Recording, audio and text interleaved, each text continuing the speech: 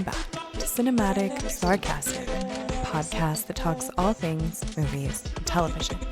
My name is Natalie, and I'm your host. On today's episode, we are going to be talking about season 2 of Invasion. I am only really going to be covering the 5 episodes that are available at the time of this recording, and there will probably be a few spoilers. So if you haven't caught up on all of the episodes yet, I would watch those before listening to this. Now, when I first started watching Invasion, I was very interested in it. Basically up until close to the end of the first season. I really enjoyed that this show was taking place kind of all over the world instead of kind of secluded down into one particular place. Namely, I was excited that it wasn't just another alien invasion story happening in the United States. I liked being able to see everything going down from different perspectives. That being said, I started to lose a little bit of interest in Invasion once they showed what the aliens that were attacking Earth looked like. Now, I know with the show or the movie, I think it's a movie, No One Can Save You, that is coming out, I believe, on Friday, that people have been commenting how they wished in the trailer that they hadn't shown the alien in that one because it kind of ruins it. It makes it less interesting.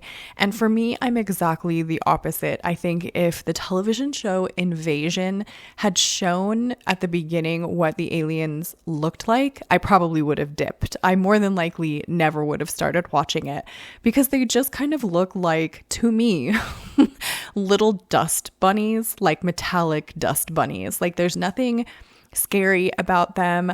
I would absolutely, if a spaceship of these particular aliens crash landed and started attacking people, I would 10 out of 10 die because I would not have it. There's no fear mechanism that is like triggered by seeing one of these aliens on the screen. And it just kind of is deflating a little bit when I was watching the series to have so much sort of suspense and buildup just for the aliens to kind of be, a little womp womp. Then in season 2, and I don't know if this is the case because I don't know, what the showrunners or writers had in mind when they started the series. So I don't know if when season 2 started or happened, that they had this planned all along or not. But because there is kind of a fairly large gap between the first season and the second season, I have a sneaky suspicion. And again, it's just a suspicion. I don't know. It's me making a wild stab in the dark. But I almost wonder if they didn't see maybe some of the comments about the television show that were like maybe negative towards what the aliens looked like. And then suddenly the aliens are different in season 2. And this sort of, it makes the aliens more exciting, but at the same time kind of ruins the continuity of it for me.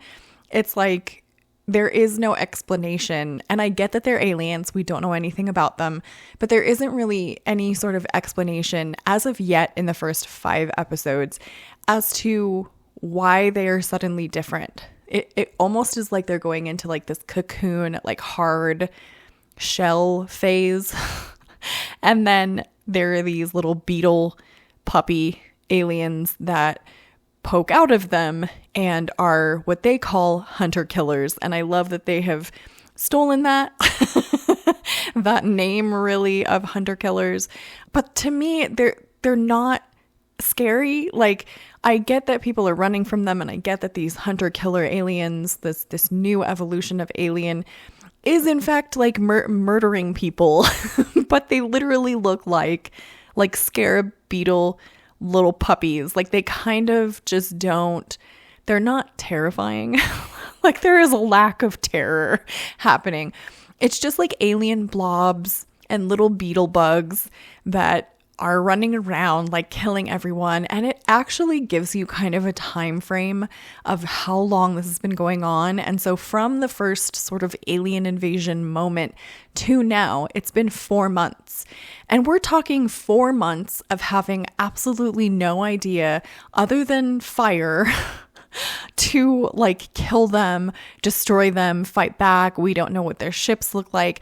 Like it's taken the character Mitsuki basically 4 months to get down into one of the spaceships and start working on a way to even uncloak them or even know what's going on. And I feel like if there is an alien species that we cannot fight against by any complete measure, and that they can keep kind of sending down more and more and more and more, there is no way there is no way that they wouldn't have just wiped everyone out in 4 months. Like, I feel like it would take a lot less time than what you would think for an alien species to completely obliterate the planet if we had no real defenses. And the thing that also kind of frustrates me a little bit with this television show is it's like, if by any stretch of the imagination, like I don't know how other militaries would handle this, but US military for sure, I feel like if they knew that they were like not immune to fire or that fire damaged them, the US military wouldn't be carrying around guns anymore. Like it would just be Elon Musk flamethrowers for life. Like there's no way that wouldn't be the thing. They would be bombing places and setting off fire bombs, and they would be doing all of that nonsense just to try and get these aliens to go. But they're not.